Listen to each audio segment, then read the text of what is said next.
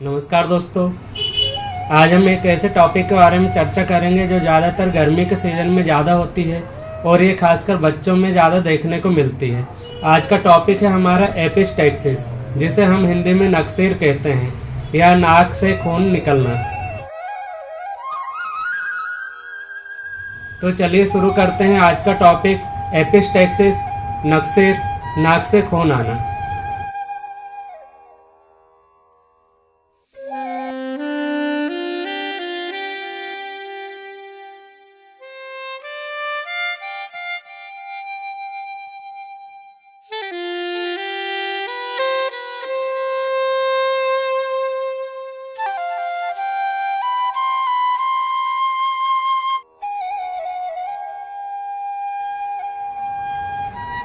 नमस्कार दोस्तों, एक बार फिर स्वागत है आपके अपने YouTube channel health with homeopathy. मैं डॉक्टर एस के पटेल करेली। जैसा कि वीडियो की शुरुआत में आपको बताया गया है कि आज का टॉपिक हमारा एपिस्टैक्सिस, जिसे हम नक्सीर या नाक से खून आना कहते हैं। आज इसके बारे में पूरी चर्चा की जाएगी, डिटेल से बताया जाएगा, साथ में ये क्यों होता है, किन वजह से होता है और किन कारणों से होता है, और साथ में इसका बेस्ट होम्योपैथिक ट्रीटमेंट आपको बताया जाएगा। नॉर्मली ये देखा जाता है ज़्यादातर ये प्रॉब्लम बच्चों में गर्मियों के सीजन में ज़्यादा देखने को मिलती है। ये नक्सीर क्यों होता है, इसकी जानकारी जानने के पहले हम आपको एक नाक की एनाटॉमी बताएंगे कि यहाँ ब्लड वेसल्स का सप्लाई कैसे होती है, जिससे आपको समझने में आसानी होगी। दोस्तों, हमारे एंटीरियर पार्ट में, नाक के एंटीरियर पार्ट में 5 आर्टरी का एक कॉम्बिनेशन होता है, एनास्टमोसिस होती है। 5 आर्टरी मिलकर एक एरिया बनाते हैं जिसे हम लिटिल्स एरिया कहते हैं। ये आर्टरियों के नाम हैं anterior ethmoidal artery, posterior ethmoidal artery, sphenopalatine artery, greater palatine artery और लास्ट में septal branch of superior labial artery. ये 5 आर्टरी मिलकर एक एरिया तैयार करते हैं जिसे हम लिटिल्स एरिया के नाम से जानते हैं। ये हमारी नोज के एंटीरियर पार्ट में होता है और जो नक्सीर की प्रॉब्लम होती है लगभग 80-90% इसी एरिया से होती है। इसका मेन कारण है बारीक बारीक ब्लड वेसल्स का एक समूह तैयार हो जाता है जिस पे प्रेशर पड़ने की वजह से यहाँ ब्लीडिंग हो जाती है। दोस्तों, हमारे जो नोज का स्ट्रक्चर होता है इसे 2 पार्ट में डिवाइड किया गया है, एंटीरियर और पोस्टीरियर पार्ट। जो नोज ब्लीडिंग होती है मोस्टली एंटीरियर पार्ट में लिटिल्स एरिया से होती है और रेयर कंडीशन में पोस्टीरियर पार्ट से ये ब्लीडिंग होती है। अगर हम रेशो की बात करें तो ये छोटे बच्चों में सबसे ज़्यादा देखने को मिलती है, खासकर जो 3 साल से लेकर 10 साल तक के बच्चे रहते हैं, इनमें नोज ब्लीड होने की समस्या ज़्यादा देखी जाती है और खासकर ये गर्मी के सीज़न में और ज़्यादा टेम्परेचर बढ़ने में ये देखा जाता है। दोस्तों, अगर हम बच्चों में इसके कारणों की चर्चा करें तो बच्चों में मेन कारण होता है इसका ड्राइनेस। नोज में ड्राइनेस होने की वजह से खिंचाव पड़ता है, जिसकी वजह से यहाँ ब्लीडिंग हो जाती है। अगर किसी बच्चे की नाक में काफ़ी ज़्यादा ड्राइनेस रहती है तो उनको यही सलाह देंगे कि उनकी नाक में वो 2 बूंद घी डेली रात को सोते समय डालें, जिससे वहाँ मॉइस्चर बना रहेगा और खिंचाव नहीं पड़ेगा। दूसरा मेन कारण है इसका नोज प्रिकिंग। ज़्यादातर ये देखा जाता है कि बच्चों में नाक खुरदने की आदत होती है, नाक में उंगली डालते रहते हैं और खुजली करते रहते हैं, जिसकी वजह से वहाँ ब्लीडिंग होने के चांसेस बढ़ जाते हैं। इसका अगला कारण है ट्रॉमा या किसी तरह का एक्सीडेंट या इंजरी होना। अगर कोई किसी तरह की चोट लगने की वजह से भी इस जगह पे ब्लीडिंग होने के चांसेस बढ़ जाते हैं। और बच्चों में गर्मियों के सीज़न में, समर के सीज़न में टेम्परेचर बढ़ने पर नोज ब्लीडिंग ज़्यादातर देखी जाती है। अगर हम एडल्ट में इसकी चर्चा करें तो एडल्ट में ज़्यादातर ये उन लोगों को ये प्रॉब्लम देखी जाती है जिनको एलर्जिक राइनाइटिस की, सर्दी जुकाम होने की हमेशा प्रॉब्लम बनी रहती है, साइनोसाइटिस की प्रॉब्लम बनी रहती है, हमेशा कफ कोल्ड उनको होता रहता है। उन पेशेंट में भी ये ज़्यादा देखने को मिलता है। दूसरा, उन पेशेंट में भी ये देखने को मिलता है जिनके प्लेटलेट्स काफ़ी कम होती है किसी इन्फेक्शन की वजह से। अगर प्लेटलेट डाउन हो रही है तो उनमें भी नेजल ब्लीडिंग होने के चांसेस बढ़ जाते हैं। ये उन पेशेंट में भी देखे गई है जिनके लीवर में कुछ प्रॉब्लम बताई गई है, लीवर फेलियर की कंडीशन या सीरोसिस ऑफ लीवर बताया गया है। इसमें भी नोज ब्लीड होने के चांसेस बढ़ जाते हैं, क्योंकि लीवर में एक कोएगुलेशन फैक्टर होता है जो ब्लड क्लॉट करने में हेल्प करता है, लेकिन लीवर में किसी तरह की प्रॉब्लम आने की वजह से ये कोएगुलेशन फैक्टर बन नहीं पाता है, जिसकी वजह से वहाँ नोज ब्लीडिंग होने के चांसेस बढ़ जाते हैं। रेयर कंडीशन में कई बार एंजियोफाइब्रोमा, ट्यूमर, कैंसर होने की वजह से भी ये सिम्टम देखने को मिलते हैं। दोस्तों, ये तो कुछ कारण हैं जिनकी वजह से नोज ब्लीड होती है। अगर हम इसके पार्ट के अकॉर्डिंग करें एंटीरियर और पोस्टीरियर पार्ट में, तो एंटीरियर पार्ट में ज़्यादातर नाक से ब्लीडिंग होती है, और जो पोस्टीरियर पार्ट की जो नेजल ब्लीडिंग होती है उसमें नाक से ब्लड नहीं आता है, वो ब्लड पीछे की ओर जाता है, जिसकी वजह से पेशेंट को ब्लड वाली वॉमिटिंग होती है। अगर वो ब्लड डाइजेशन में चला जाता है, हमारे गैस्ट्रिक ऑर्गन में जाता है, तो पेशेंट वॉमिट करता है जिसमें ब्लड आता है। कई बार ये रेस्पिरेटरी ट्रैक्ट में जाता है, तो उस वजह से पेशेंट कफ निकालता है तो उसमें ब्लड आ जाता है। दोस्तों, ये तो कुछ कारण है। और टाइप हुआ नेजल ब्लीडिंग कितने प्रकार की होती है। अगर हम साइन और सिम्टम की बात करें तो इसमें पेशेंट को मेन सिम्टम तो लेकर ही आता है कि उसको नोज से ब्लीड हो रहा है, नाक से खून बह रहा है। दूसरा उसका मेन सिम्टम होता है अगर ब्लीडिंग बार बार रिपीट हो रही है तो पेशेंट एनीमिक होने लगता है, कमज़ोर होने लगता है, जिसकी वजह से उसे चक्कर आने लगता है और सिर दर्द होने लगता है, पेशेंट वीक हो जाता है। और कई बार ये देखा गया है कि नोज ब्लीडिंग के साथ पेशेंट को नोजिया, वोमिटिंग, उल्टी जैसा लगना, जी मचलाना और सिर दर्द की शिकायत भी देखी जाती है। तो दोस्तों, ये कुछ सिम्टम है और कुछ कारण है जिसकी वजह से नोज ब्लीडिंग होती है। अगर कोई पेशेंट आपके पास ये सिम्टम लेके आता है तो आप उसकी हिस्ट्री ज़रूर लीजिए, उससे पूछिए उसको हाइपरटेंशन की प्रॉब्लम तो नहीं है, ब्लड प्रेशर उसका बढ़ता तो नहीं है, उसको कोई ब्लड थिनर मेडिसिन तो यूज़ नहीं कर रहा है, और उसके प्लेटलेट कम तो नहीं है, साथ में उसके लीवर में कोई प्रॉब्लम तो नहीं है, लीवर प्रॉपर वर्क कर रहा है कि नहीं, ये सब उसके सिम्टम लिए जाने चाहिए। साथ में उसका पूरा लीवर टेस्ट कराना चाहिए, अल्ट्रासाउंड कराना चाहिए। अगर कोई ऐसी हमें कंडीशन सस्पेक्टेड लग रही है कि उसे कोई सिस्टमेटिक प्रॉब्लम निकल सकती है जिसकी वजह से उसकी नोज ब्लीड कर रही है, तो हमें उसका अल्ट्रासाउंड कराइए। अल्ट्रासाउंड से क्लियर नहीं होता है, एक्सरे कराइए, और कई बार अगर ज़रूरत पड़ती है तो एंडोस्कोपी भी करवानी पड़ती है। ये तो हिस्ट्री हुई जिससे हम पेशेंट की एग्जैक्ट कंडीशन पता कर सकते हैं कि इसको नोज ब्लीडिंग किन वजह से हो रही है। दोस्तों, अगर पेशेंट आपके पास आता है या किसी बच्चे को लेकर आता है तो सबसे पहले बच्चे को आप बिठाइए और उसको आगे की तरफ मुंह करके और उसकी नोज ऐसे आप दबाइए। कम से कम 5 से 10 मिनट उसको दबा के रखिए और उससे मुंह से सांस लेने के लिए कहिए। उसका सिर नीचे रहे और उसका नोज आप दबाएंगे तो कोई भी हैंकी लीजिए जिसे अच्छे ठंडे आइस बर्फ से गीला करके और उससे फिर दवाई, जिससे वहाँ क्लॉटिंग जल्दी होगी और ब्लीडिंग जल्दी रुकेगी।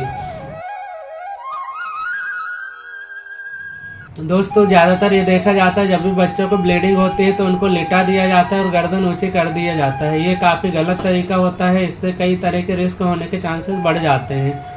कई बार पेशेंट बच्चा जब गर्दन ऊपर करता है, ऊंची करता है, तो ब्लड आगे की तरफ ना आके पीछे चला जाता है, जिसकी वजह से उसके डाइजेशन में ब्लड चला जाता है और बच्चा जब वॉमिट करता है ब्लड की वॉमिटिंग कर देता है, जिससे पेरेंट्स घबरा जाते हैं। और कई बार अगर रेस्पिरेटरी ट्रैक्ट में ब्लड चला जाता है तो बच्चा कफ के द्वारा ब्लड निकाल देता है, तो पेशेंट ये देख के घबरा जाते हैं। उसके जो परिजन होते हैं, पेरेंट्स होते हैं, वो टेंशन में आ जाते हैं। इसलिए आपको मैं यही सलाह दूंगा, अगर आपके बच्चे को नोज ब्लीड कर रही है तो उसको आप गोदी में बिठाइए और उसका सिर आगे की तरफ झुकाकर और नाक उसके एक ठंडे गीले कपड़े से दबा के रखिए कम से कम 5 से 10 मिनट तक, और उसको मुंह से सांस लेने के लिए कहिए। इससे उसका ब्लड तुरंत रुक जाएगा और उसको राहत मिल जाएगी। दोस्तों, ये तो एक घरेलू उपचार हो गया, होम रेमेडी हो गई, और जो हम गलत तरीका यूज़ करते हैं नोज ब्लीडिंग बंद करने का वो भी आपको बताया। अब चलते हैं हमारे टॉपिक के मेन पार्ट के तरफ, homeopathic treatment for nose bleeding. इसके टॉप मेडिसिन में आती है हेमामिलिस 30। हेमामिलिस 30 खासकर उन पेशेंट को दी जाती है जिनका ब्लड काफ़ी ब्लैक आता है, गंदा टाइप का रहता है, क्लॉट जिसमें ज़्यादा रहते हैं। अगर किसी पेशेंट का ब्लड ब्लैक दिख रहा है, थक्के जमे हुए दिख रहे हैं, तो आप उसको हेमामिलिस 30 5 बूंद सुबह, 5 बूंद दोपहर, 5 बूंद शाम को उसको रेगुलर दीजिए। दूसरा मेडिसिन आती है फास्फोरस 30। फास्फोरस 30 उस कंडीशन में काफ़ी अच्छा काम करती है जब पेशेंट का जो ब्लड आता है वो बिल्कुल ब्राइट रेड, चमकदार रेड कलर का रहता है, शाइनिंग वाला रहता है और फ्रेश रहता है। साथ में पेशेंट दुबला पतला रहता है, कमज़ोर रहता है। अगर कोई पेशेंट ऐसा देखने को मिलता है और उसको ब्लड बिल्कुल फ्रेश दिख रहा है तो आप उसे 5-5 बूंद फास्फोरस 30 के दिन में 3 टाइम उसको दीजिए। इससे उसकी ब्लीडिंग रुक जाएगी और उसको रिकवरी फास्ट मिलेगी। अगली मेडिसिन आती है मेलिलोटस 30।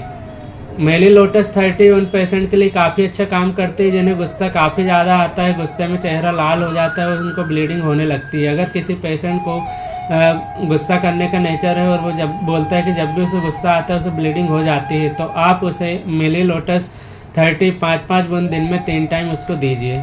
अगली मेडिसिन आती है बेलाडोना 30। बेलाडोना 30 उन पेशेंट के लिए काफ़ी इफेक्टिव, काफ़ी कारगर है जिन्हें काफ़ी ज़्यादा गुस्सा आता है, गुस्से में चेहरा लाल हो जाता है और गर्मी के सीज़न में उन्हें ये प्रॉब्लम काफ़ी ज़्यादा देखी जाती है। जब भी टेम्परेचर बढ़ता है उनकी ब्लीडिंग होना स्टार्ट हो जाती है। अगर किसी पेशेंट में सिम्टम देखने को मिलते हैं तो बेलाडोना 30 5-5 बूंद दिन में 3 टाइम उसको दीजिए, इससे उसको काफ़ी जल्दी रिकवरी मिलेगी। अगली मेडिसिन आती है क्रॉकस सेटाइवा 30। क्रॉकस सेटाइवा 30 उन पेशेंट के लिए काफ़ी इफेक्टिव कारगर है जिन्हें अचानक चोट लगी हो, इंजरी हुई हो, तो उनको आप क्रॉकस सेटाइवा 30 5-5 बूंद दिन में 3 टाइम दीजिए, इससे उनको ब्लीडिंग में काफ़ी जल्दी रिकवरी मिलेगी। अगली मेडिसिन आती है फेरामेट 30। फेरामेट 30 उन पेशेंट के लिए काफ़ी कारगर है जिन्हें जो एनीमिक कंडीशन के हैं, जिनके शरीर में खून की काफ़ी कमी है जिसकी वजह से उनको ब्लीडिंग हो रही है। अगर कोई एनीमिक पेशेंट है, काफ़ी कमज़ोर है, उसको शरीर में खून की काफ़ी कमी है और उसको नोज ब्लीडिंग होती है, तो आप फेरामेट 30 5-5 बूंद दिन में 3 टाइम उसको दीजिए। अगली मेडिसिन आती है पल्सेटिला 30। पल्सेटिला 30 उन पेशेंट के लिए, खासकर महिलाओं लड़कियों के लिए काफ़ी इफेक्टिव कारगर है जिनका पीरियड काफ़ी डिले रहता है और डिले होने की वजह से उनको नोज ब्लीडिंग होने लगती है। अगर किसी पेशेंट में सिम्टम देखने को मिलते हैं महिलाओं में तो उनको आप पल्सेटिला 30 5-5 बूंद दिन में 3 टाइम दीजिए। अगली मेडिसिन आती है अमोनियम कार्ब 30। अमोनियम कार्ब 30 उन पेशेंट के लिए काफ़ी इफेक्टिव कारगर है जिनकी नाक में, नोज में ड्राइनेस होने की वजह से पपड़ी जम जाती है और उसे खरोदने की वजह से ब्लीडिंग होने लगती है। अगर किसी पेशेंट में देखा जाता है कि उसकी नाक में ड्राइनेस थी और उसने उसे खरोदने की वजह से ब्लीडिंग होने लगी है, तो आप अमोनियम कार्ब 30 5-5 बूंद दिन में 3 टाइम दीजिए। अगली मेडिसिन आती है ऑरम ट्राइफिलम। ऑरम ट्राइफिलम 30 ये उन पेशेंट के लिए काफ़ी इफेक्टिव कारगर है जिन्हें नोज प्रिकिंग करने की हैबिट रहती है, बार बार नाक में उंगली करते रहते हैं, उसमें खुजली करते रहते हैं, उस वजह से ब्लीडिंग उनको हो जाती है। खासकर बच्चों में देखी जाती है। अगर किसी बच्चे में ये सिम्टम देखने को मिलते हैं तो ऑरम ट्राइफाइलम 30 5-5 बूंद दिन में 3 टाइम उसको दीजिए। Natrum sulph 30। नेट्रम सल्फ 30 उन लेडीज़ और महिलाओं के लिए काफ़ी कारगर हैं जिनको नोज ब्लीडिंग पीरियड के पहले, पीरियड के दौरान और पीरियड के बाद होने लगती है। अगर किसी भी समय पीरियड के आगे पीछे साथ में अगर ब्लीडिंग होती है, नोज ब्लीडिंग होती है, तो उनको आप नेट्रम सल्फ 30 5-5 बूंद दिन में 3 टाइम दीजिए, इससे उनको काफ़ी राहत मिलेगी। काफ़ी इफेक्टिव कारगर मेडिसिन आती है मिलीफोलियम 30। मिलीफोलियम 30 उन पेशेंट के लिए काफ़ी इफेक्टिव, काफ़ी कारगर है जिन्हें फ्रेश ब्लड आता है और हर तरह की ब्लीडिंग में ये काफ़ी कारगर होती है। अगर किसी का फ्रेश ब्लड आ रहा है तो उसको 5-5 बूंद गुनगुने पानी में दिन में 3 टाइम उसको दीजिए, इससे उसका ब्लड तुरंत रुक जाएगा और उसे काफ़ी जल्दी रिकवरी मिलेगी। अगली मेडिसिन आती है ग्लोनाइन 30। ग्लोनाइन 30 ये गर्मियों के सीजन में और टेम्परेचर बढ़ने की वजह से जिससे नोज ब्लीडिंग होती है उन पेशेंट के लिए काफ़ी इफेक्टिव कारगर होती है। ग्लोनाइन 30 5-5 बूंद दिन में 3 टाइम दीजिए। अगली मेडिसिन आती है ग्रेफाइटिस 30। ग्रेफाइटिस 30 उन पेशेंट के लिए काफ़ी कारगर है जिनमें ये देखा जाता है कि ब्लड का सर्कुलेशन हेड की तरफ बढ़ते जा रहा है, blood circulation towards the head. अगर ब्लड हेड की तरफ ब्लड सर्कुलेशन बढ़ रहा है और काफ़ी हीट हो रही है तो उसको आप ग्रेफाइटिस 30 5-5 बूंद दिन में 3 टाइम दीजिए। अगली मेडिसिन आती है यूपियोनम 30। यूपियोनम 30 उन महिलाओं के लिए काफ़ी इफेक्टिव कारगर होते हैं जिनका पीरियड की जगह, एमसी आने की जगह नोज ब्लीडिंग होने लगती है। अगर किसी महिला या लड़की में देखा जाता है कि उसको एमसी नहीं आई है, उसकी जगह नोज ब्लीड होने लगी है, तो आप यूपियोनम 30 5-5 बूंद दिन में 3 टाइम उसे दीजिए, इससे उसकी रिकवरी काफ़ी फास्ट होगी। दोस्तों, कई बार हम देखते हैं कि इंजरी की वजह से भी नोज ब्लीड होने लगती है, तो इसके लिए 2 काफ़ी इफेक्टिव कारगर मेडिसिन है। पहली मेडिसिन है आर्निका 30। आर्निका 30 ब्लंट इंजरी में काफ़ी अच्छा काम करती है। जिन्हें मूंदी चोट लगी हो, धम्मस पड़ी हो, तो उनको आप 5-5 बूंद दिन में 3 टाइम दीजिए। दूसरी मेडिसिन आती है हेमामिलिस 30। हेमामिलिस 30 अचानक कोई चोट लगी हो, सडन इंजरी हुई हो, तो उनको आप हेमामिलिस 30 5-5 बूंद दिन में 3 टाइम दीजिए। दोस्तों कई बार ये भी देखा जाता है, कई पेशेंट ये सिम्टम लेकर आते हैं कि सुबह उठते हैं और मुंह हाथ धोते हैं, मुंह धोते समय उनकी नोज ब्लीडिंग हो जाती है, नाक से खून आने लगता है। तो इसके लिए 2 काफ़ी इफेक्टिव कारगर मेडिसिन है। पहली मेडिसिन है अमोनियम कार्ब 30। अमोनियम कार्ब 30 को नाक से बिल्कुल फ्रेश ब्लड आता है, वो जब भी मुंह हाथ धोने जाता है सुबह तो उसके नाक से ब्लीडिंग होने लगती है। अगर किसी पेशेंट में नाक से ब्लीडिंग मुंह हाथ धोते समय हो तो उसे अमोनियम कार्ब 30 5-5 बूंद दिन में 3 टाइम दीजिए। दूसरी मेडिसिन आती है बोविस्टा 30। बोविस्टा 30 में भी ये देखा जाता है कि सुबह उठ के जब भी वो मुंह हाथ धोता है तो उसको नाक से ब्लीडिंग होने लगती है, लेकिन उसकी ब्लीडिंग क्लॉटेड होती है, ब्लैक होती है और तार जैसा उसका ब्लड खींचता है। अगर किसी पेशेंट में सिम्टम देखा जाता है कि उसको जो मुंह हाथ धोते समय ब्लीडिंग होती है, ब्लड क्लॉट होता है और तार जैसा खिंचता है, तो उसको आप बोविस्टा 30 5-5 बूंद दिन में 3 टाइम दीजिए, इससे उसको काफ़ी राहत मिलेगी। दोस्तों ये तो कुछ होम्योपैथिक मेडिसिन है, सिम्टम के आधार पे आप पेशेंट को देंगे, इससे उसको काफ़ी राहत मिलेगी। और जब उसको ब्लीडिंग काफ़ी तेज़ हो रही है और काफ़ी ज़्यादा हो रही है तो मैं यही सलाह दूंगा, ये मेडिसिन उसको हर 10-10 मिनट से 4 से 5 बार आप रिपीट करिए, इससे ब्लड उसका तुरंत रुक जाएगा। और फिर उसको 15 से 20 दिन कंटिन्यू आप दिन में 3 टाइम ये डोज दीजिए, जिससे उसकी प्रॉब्लम पूरी तरह से ठीक हो जाएगी।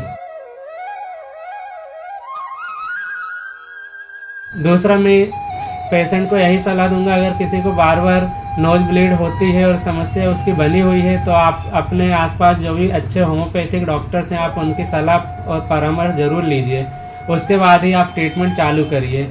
इससे वो आपके सिम्टम देख के और आप अगर उन्हें कोई डाउट जाता है तो पूरी डायग्नोसिस कराएंगे, टेस्ट कराएंगे, उसके बाद आप ट्रीटमेंट कंटिन्यू करिए। और साथ में जब भी ब्लीडिंग हो तुरंत आप बच्चे को गोदी में ले, या आपको हो रही तो आप चेयर पे सीधे बैठिए और गर्दन आगे की ओर करके सिर आगे की ओर करके और अपने नाक को एक ठंडे गीले कपड़े से दबा के रखिए और मुंह से सांस लेते रहिए। कम से कम 8 से 10 मिनट आप दबा के रखेंगे तो आपकी ब्लीडिंग तुरंत रुक जाएगी। दोस्तों आखिरी में आपको एक मदर टिंचर बताऊंगा, जिसे आप कपड़े में गीला करके और या कॉटन में गीला करके उसको लगा के रखेंगे, उससे ब्लीडिंग आपकी तुरंत रुकेगी। ये मदर टिंचर है मिलीफोलियम क्यू।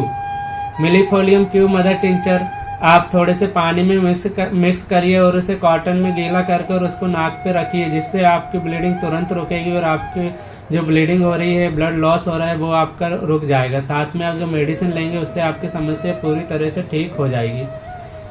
साथ में मैं पेशेंट को यही कहूँगा कि गर्मी के सीजन में आप डिहाइड्रेशन होने से बचें, पानी पर्याप्त मात्रा में लें और खासकर विटामिन सी का उपयोग ज़्यादा करें। विटामिन सी ब्लीडिंग रोकने के लिए काफ़ी इफेक्टिव कारगर होता है। गर्मी के सीजन में आप वाटर इंटेक ज़्यादा रखें, साथ में ग्लूकोज पर्याप्त मात्रा में पिए, जिससे आपके शरीर में टेम्परेचर बढ़ेगा नहीं, डिहाइड्रेशन बढ़ेगा नहीं, जिससे ब्लीडिंग नहीं होगी। दोस्तों ये तो एपिस्टैक्सिस नक्सीर के बारे में जानकारी हुई, ये क्यों होता है, किन कारणों से होता है, इसकी डायग्नोसिस क्या होती है, साथ में इसके साइन एंड सिम्टम क्या होते हैं और आपको इसकी बेस्ट होम्योपैथिक मेडिसिन बताई है। दोस्तों वीडियो में दी गई जानकारी कैसी लगी? अगर वीडियो में दी गई जानकारी आपके किसी परिजन या संबंधित को फ़ायदा पहुंचाती है तो आप मुझे कमेंट करके ज़रूर बताइए। मिलते हैं अगले वीडियो में एक नई जानकारी के साथ, तब तक के लिए नमस्कार।